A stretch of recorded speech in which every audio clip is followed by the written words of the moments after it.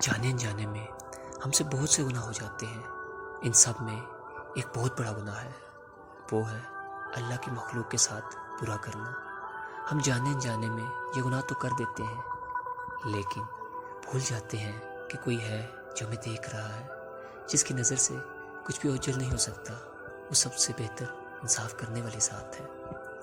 کسی کی آہ صرف الفاظ نہیں ہے، اکثر آہ عذاب کی شکل اختیار کر جاتی ہے۔ جب ہم کسی کو دکھ دیتے ہیں نا، تو یہ جو آہ ہوتی ہے یہ بدعا کی شکل اختیار کر جاتی ہے، اور بھی وہ بدعا ظالم کے لیے عذاب۔ جس نے بھی ظلم سے عزت حاصل کرنے کی کوشش کی ہے نا، یا کسی مظلوم کے ساتھ برا کیا ہو، وہ اللہ کے عذاب سے بچ نہیں پایا۔ اللہ پاک اس کو ذلیل کر دیتے ہیں۔ ظالم کو ایک دن دنیا کے سامنے ضرور لایا جاتا ہے۔ آپ کسی کے ساتھ دھوکہ کرتے ہیں تو یہ بات اپنے ذہن میں محفوظ کر لیں کہ آپ کی باری بھی بہت جلد آنے والی ہے۔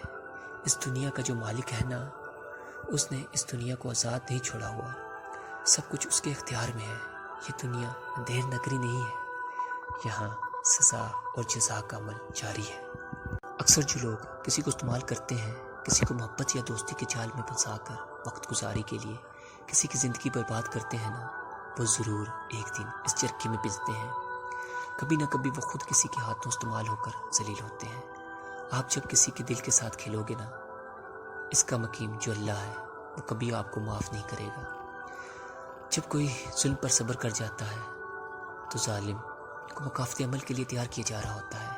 یہ مکافات عمل جو ہوتا ہے نا، یہ بہت خوفناک بدلے کا نام ہے، جو دنیا کے ساتھ ساتھ آخرت کو بھی برباد کر دیتا ہے۔ اس لیے کسی کے جذباتوں کے ساتھ کھلواڑ نہ کریں۔ جن لوگوں کے ساتھ برا ہوتا ہے نا، وہ خاموش ہو جاتے ہیں، وہ صبر کر جاتے ہیں۔ وہ معاملے کو خود حل کرنے کے بجائے یا بدلہ لینے کے بجائے معاملے کو اللہ کے سپرد کر دیتے ہیں، اور جب معاملہ اس تک جاتا ہے تو بس پھر بہترین انصاف ہوتا ہے۔ ہاں، دیر ہو سکتی ہے، لیکن انصاف ضرور دیا جاتا ہے۔ مکافات عمل کو آنے کے لیے تصدیق نہیں دینی پڑتی، بلکہ جب وہ آتا ہے تو سب کچھ تہس نہس کر دیتا ہے۔ آج تم کرو گے، کل وہی تمہارے ساتھ کیا جائے گا۔ دنیا مکافات عمل ہے، یہاں کسی کا صبر ضائع نہیں ہوتا۔ اللہ پاک کی قدرت یہ ہے کہ جو کرو گے، جیسا کرو گے، وہی لوٹ کر تمہارے پاس لایا جائے گا۔ کسی کی زندگی میں آسانی پیدا کرو گے، کسی کے چہرے پر مسکراہٹ کی وجہ بنو گے، تو ایک دن تمہارے سارے معاملے ٹھیک کر دیے جائیں گے۔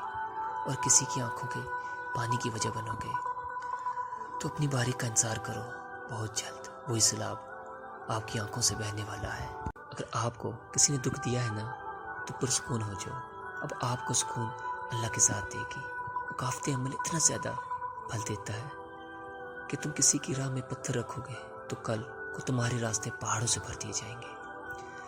زیادتی کا بدلہ دیکھ کر ہی دنیا سے رخصت ہو گئے، چاہے وہ مکافات عمل کا بدلہ ایک دن بعد ہو یا 50 سال بعد۔ ایک دفعہ کسی کا دل توڑ کر تو دیکھو، ریزہ ریزہ نہ کر دیے گئے تو کہنا۔ بس اپنے معاملہ اللہ کے حوالے کر دو، وہ تمہیں سکون ضرور دے گا، اور ساتھ میں تمہارا بدلہ بھی لے گا۔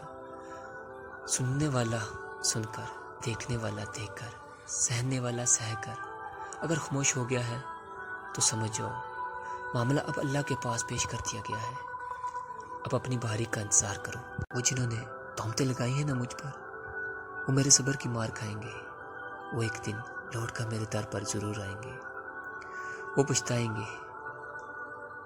لیکن وقت کا پلٹا جو ہوتا ہے نا، بہت خوفناک ہوتا ہے۔ بس میرے صبر کا صلہ مجھے ضرور دیا جائے گا۔